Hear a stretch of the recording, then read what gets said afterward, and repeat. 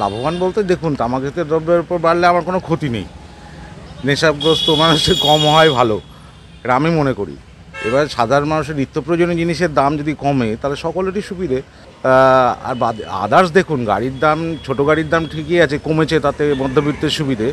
যেগুলো বেড়েছে সেটা বড় গাড়ির দাম, মানে দামি গাড়ির উপরে ট্যাক্সটা বেড়েছে, তাতে তারা যেটা পে করতে পারছে গাড়ির জন্য ট্যাক্সটাও পে করতে পারবে, তাতে কোনো অসুবিধে হবে বলে আমার মনে হয় না। কাজে এমনি ওভারঅল সকলের জন্যই ভালোর দিকেই যাবে বলে আমি মনে করি। এটা আমার পার্সোনাল ওপিনিয়ন। মেনলি বড় বড় জায়গায় গিয়ে মানুষ চলে যাচ্ছে, সেখানে কেনাকাটা করছে, তাতে পাড়ার দোকানগুলো ক্ষতিগ্রস্ত হচ্ছে।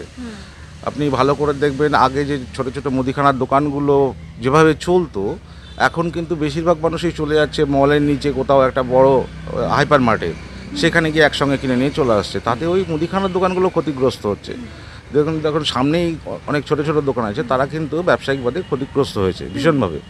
আমার তো মনে হয় এক সাইডে যদি আপনি আংশিক গিফট বললেই বলা ভালো। পুরোপুরি হয়তো সব জায়গায় সকলের জন্য সুবিধা নাও হতে পারে, কিন্তু কিছু মানুষের সুবিধা তো অবশ্যই হবে।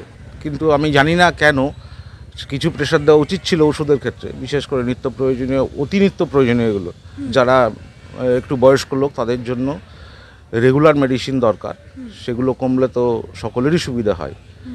কিন্তু এদের কাছে আমি শুনেছি এই ওষুধের দোকানে যে না, এখনও পর্যন্ত সেই সার্কুলার ওদের কাছে আসেনি। সেটা কোথাও একটা হতে পারে, লুপহোলস থেকে গেছে।